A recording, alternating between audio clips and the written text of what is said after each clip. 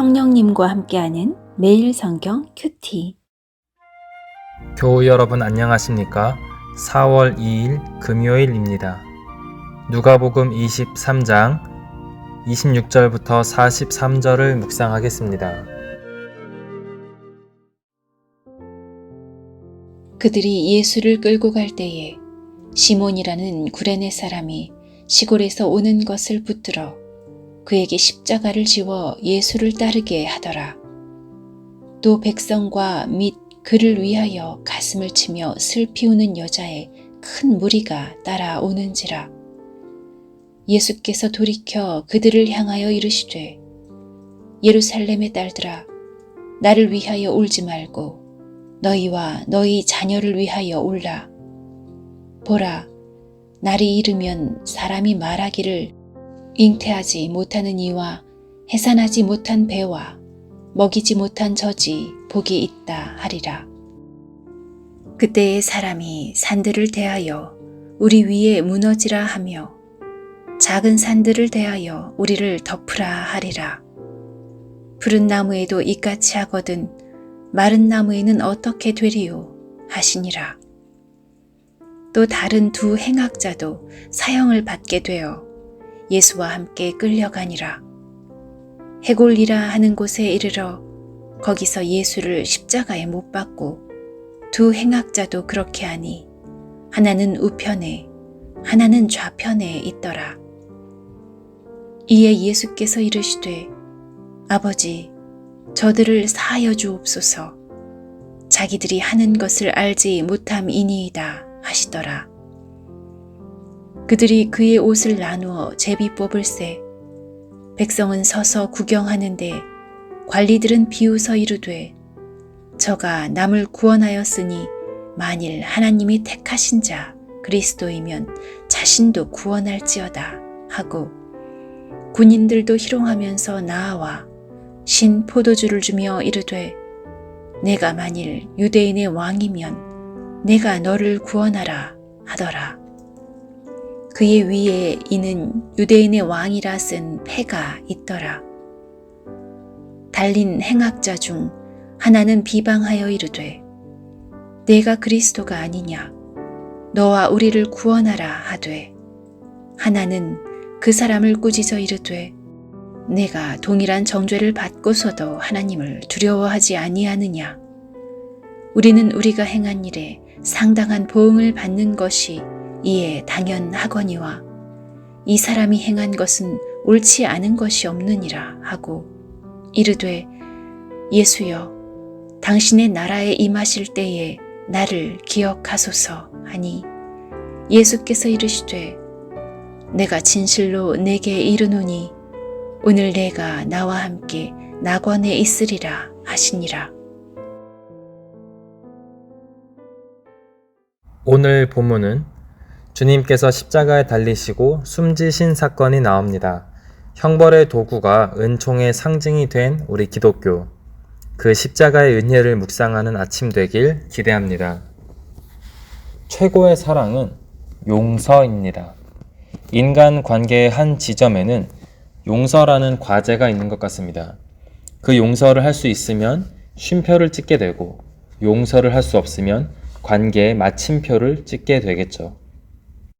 사랑하는 연인 관계의 끝과 계속은 허물과 연약함을 용서하고 품느냐 마느냐의 지점인 것 같습니다. 연인 관계만 그럴까요? 부부 사이, 심지어 부모와 자녀, 형제지간에도 그럴 것입니다. 부부이기에, 자식이기에, 혹은 내 형제이기에 용서하거나 더러는 그럼에도 불구하고 용서할 수 없어서 우리 관계는 쉼표와 마침표를 오가게 됩니다. 그런데 잘 아시다시피 하나님께서는 죄 많은 인류와의 관계에 마침표를 찍지 않으셨습니다. 그럼에도 불구하고 우리 인간을 향해 쉼표를 찍으시고 우리를 용서해 주셨습니다. 34절 말씀. 이에 예수께서 이르시되 아버지 저들을 사하여 주옵소서. 자기들이 하는 것을 알지 못함이니이다. 아멘. 십자가에 매달려 극심한 고통을 겪는 중에도 주님께서는 우리를 용서하시기 위해 기도하셨습니다. 이 기독교 복음은 훌륭한 사람을 만드는 데 있지 않아요. 복음은 용서받은 사람, 자신이 용납받은 사람을 만드는 데 있습니다. 수시로 죄를 짓는 사람이 죄를 짓지 않고 훌륭해지는 것이 목적이 아닙니다. 수시로 죄를 짓고 죽을 때까지 죄의 문제를 해결하지 못해도 아버지 하나님께 용서받고 용납받고 있는 자임을 알게 하는 데 있습니다. 최고의 사랑은 용서이기 때문입니다. 그리고 그 용서를 주님께서 이미 여러분을 위해 베푸셨습니다. 믿음으로요. 아멘. 그렇다면 용서받은 우리들의 마음가짐은 어떠해야겠습니까? 오늘 본문 이후에 그 마음가짐에 대한 자세가 잘 나옵니다. 우리 용서받은 자들은 선한 마음을 품고 살아야만 합니다. 주님께서 인류의 죄를 용서하시기 위해 십자가에서 기도하시는 그때 2명의 범죄자가 옆에 매달려 있었습니다. 한 명은 그런 주님을 향해 조롱하고 비웃었고, 다른 한 명은 그런 주님의 용서 앞에 겸허해져서 은혜를 구했습니다. 같은 상황에서도 어떻게 마음을 먹고 사느냐에 따라 전혀 다른 결과를 낳게 됩니다. 우리 죄를 용서하시는 하나님의 사랑에 대해서도 같습니다. 예수님을 비방했던 범죄자처럼 마음을 먹고 산다면 무책임하게 죄를 짓고 죄에 대해 양심이 굳어져 버리는 이 불쌍한 사람이 될 수 있습니다. 하지만 하나님의 용서 앞에 감사하고 겸손해지고 정말 그 은혜에 의하여 살고자 하는 마음을 품고 그렇게 살아간다면 우리는 마지막 날에 주님께 이런 말씀을 듣게 될 것입니다. 43절 내가 진실로 진실로 내게 이르노니 오늘 내가 나와 함께 낙원에 있으리라. 아멘. 하나님의 용서 앞에 겸손한 마음과 감사로 우리 마음을 부드럽게 하며 그렇게 살아가는 은혜가 있길 예수님의 이름으로 축원합니다.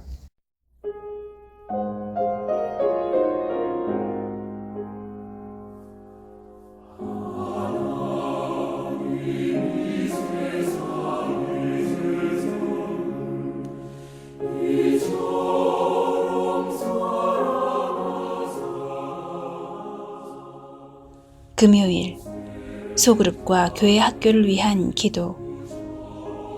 소그룹이 항상 모이기에 힘쓰며 서로를 향한 사랑과 말씀의 격려로 하나님의 은혜를 공급받는 통로가 되게 하소서.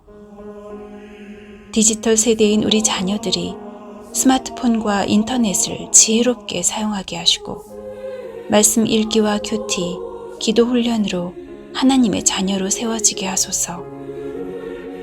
평화교회 교육부서에 교육 공간을 허락하여 주시고 교역자와 교사에게 하나님의 은혜를 부어주시며 함께 섬길 믿음의 동역자를 더해 주소서.